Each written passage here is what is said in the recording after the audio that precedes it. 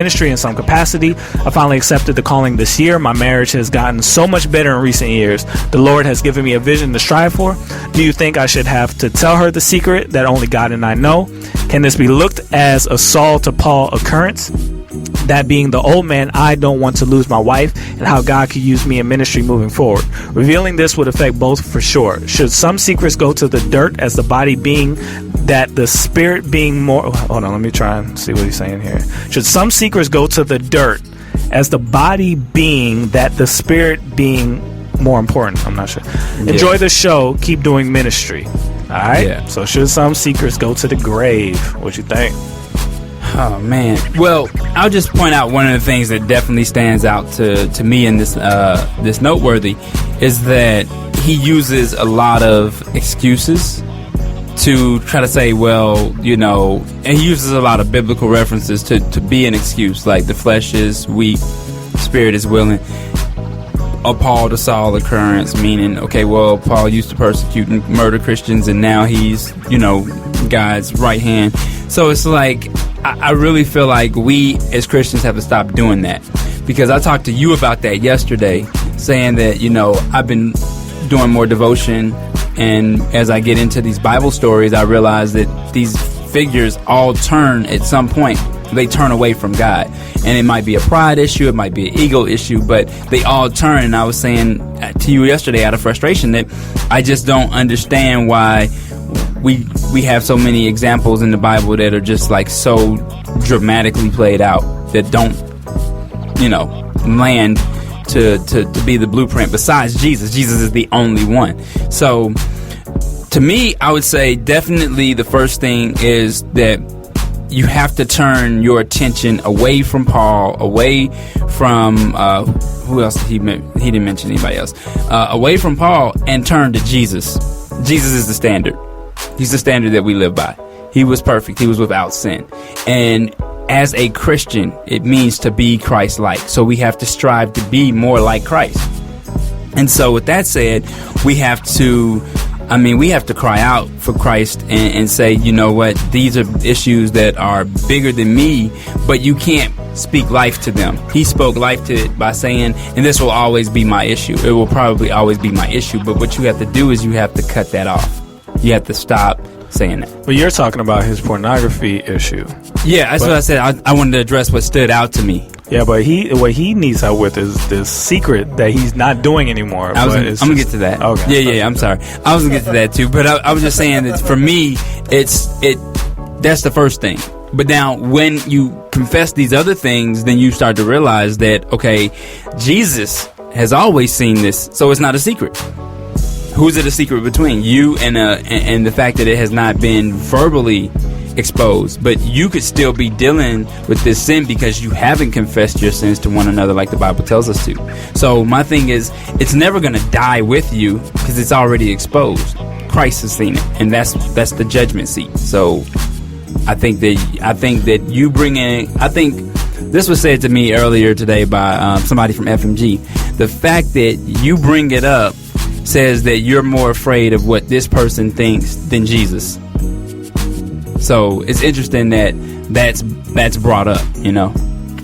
I think. See, this is it's a hard thing because in the long run, if he confesses to something in the past, how past is this? Is it 5 years? 10 years. Over 10 years ago. Over 10 years. So he's bringing something back up that possibly could damage his marriage right now. That's in a great place. Right? Yes and no. Because of the time duration and where he is in his walk, his wife may be sensitive to that. She may but that's understand. What I'm saying. Like, I'm glad you told me. But I mean, could not. Yeah, because the thing is this. Think about it. You got to take. But think about it like this. She could be like, "You could have given me a disease." So her worry factor is at an all-time high now. But versus, you know what I'm saying? Like, because now you're taking me back 10 years when we were, you know, we were having premarital sex, everything. You know what I'm saying? So yeah, like you've basically been lying for 10 years. Yeah. So now it's like, what else you need to tell me? You know what I mean? Versus I don't know. Maybe, you know what I'm saying? Because I'm not saying don't tell, but I'm not saying do tell, because you don't know if. Just got married, trying to figure it out. No, I'm just saying no, because my thing is you got to understand what's beneficial. You know what I mean? Would you? I would never give him that advice. Never. If he what do you think, Maya? For real, this is good for you too.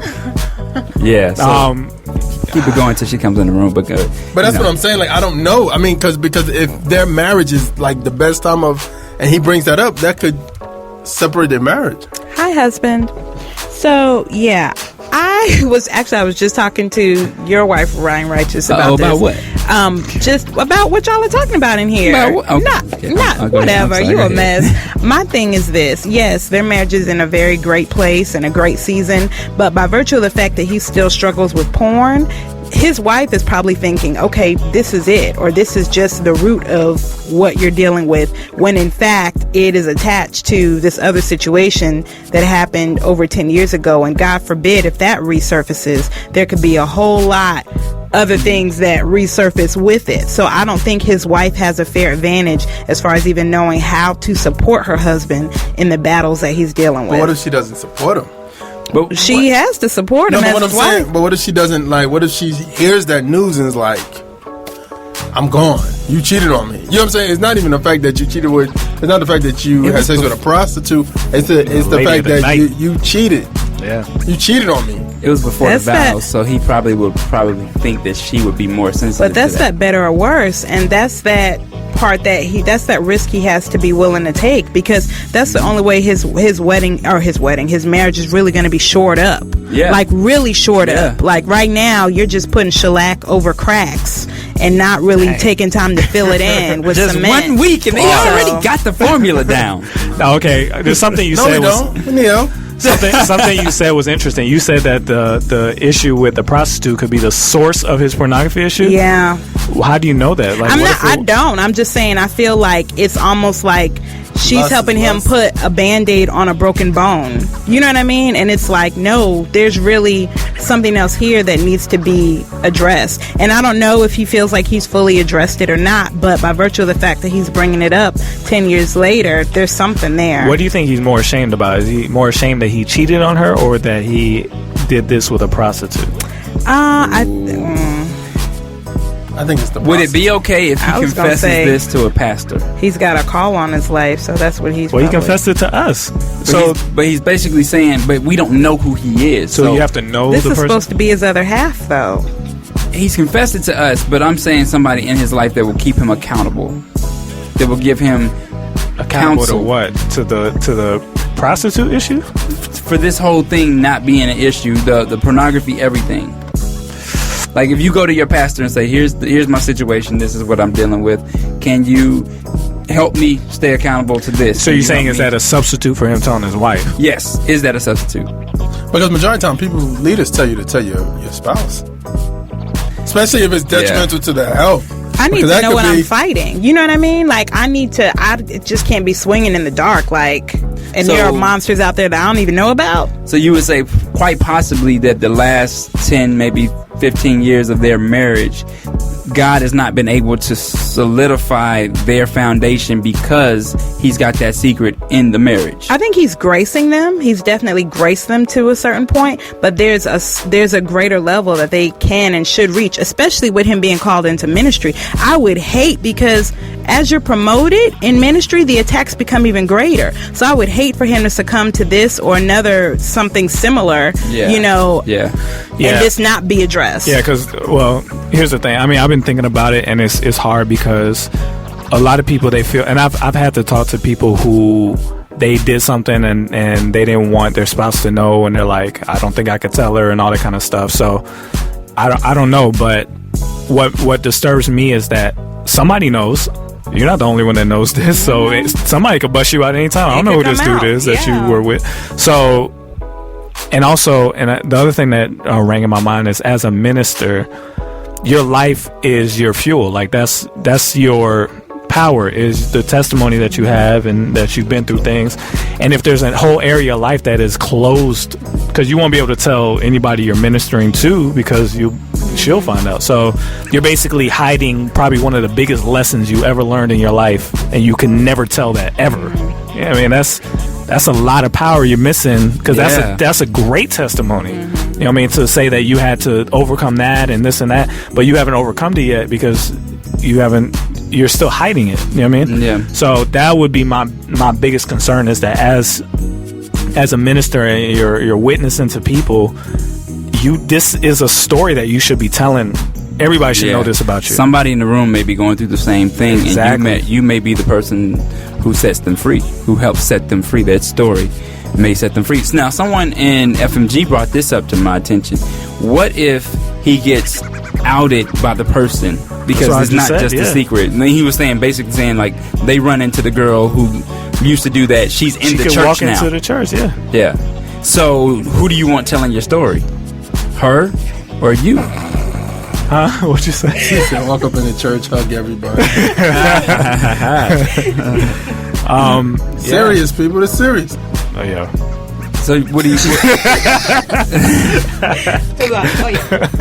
So seriously, like, if she gets cleaned up and she's in the church and she's telling the story... She's telling her testimony. And she looks out and sees him, you know... Yeah. Who do you want telling your story? Yeah, man. Dang. But she's telling his story 10 years ago. She's telling it to his wife now. No, but what I'm saying is she's telling his story 10 years, like your testimony 10 years ago. You know what I mean? I used to be a prostitute 10 years ago. Not like this happened recently. Here's something even scarier. What if his ministry blows up, right? And she's like, I know him. I feel like I'm watching Scandal. It is crazy, isn't it? Because that could really happen. No, that bullseye on your forehead grows. Seriously. Yeah, the more that could successful really happen. you become in ministry and how God desires to use you more, that bullseye, it gets bigger and bigger, and it could come out. That's like stay behind the scenes. What? What did you say? I said that's why you stay behind the scenes. Okay. My wife wanted to know, what would you do if you were the wife and found out about this? Me specifically? Yeah. Oh.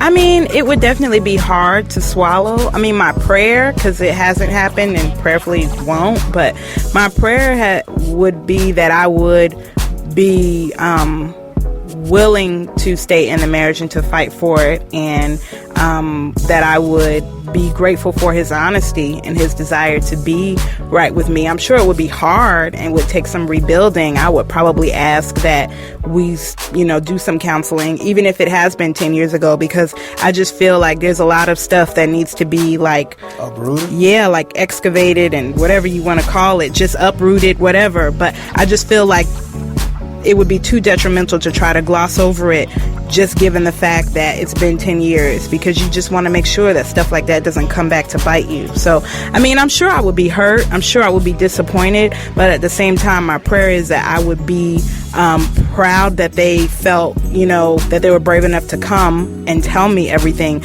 And then also that I would be willing to fight and support, him as a man of God, knowing the calling on his life. Because it sounds like he has an incredible calling on his life, and, I'd want to come alongside him and make sure that is maximized. And like you were saying earlier, Shantana, in order for it to be maximized, you have to be comfortable with every part of your testimony. So, well, I'm getting a little confused, because is this more about the prostitute or the cheating? Because this is not just, in my past, before I knew you, this happened with a prostitute. That's something like I was scared to tell you. I finally told you. I finally got the courage. I'm glad you told me that. We need to figure out what's going on. You cheated on me. So that's clarify, because did that because I got confused with everything that you were saying in the Noteworthy.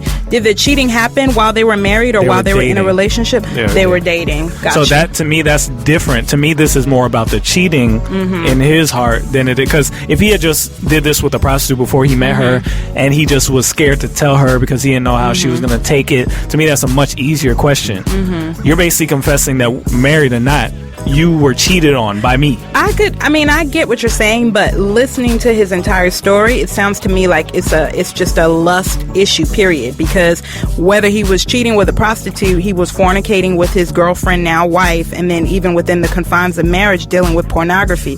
All of that is attached to lust, which is something that you're not able to satisfy your sexual desires God's way. You're looking at other ways to satisfy it. Right, but to his wife, the one that's going to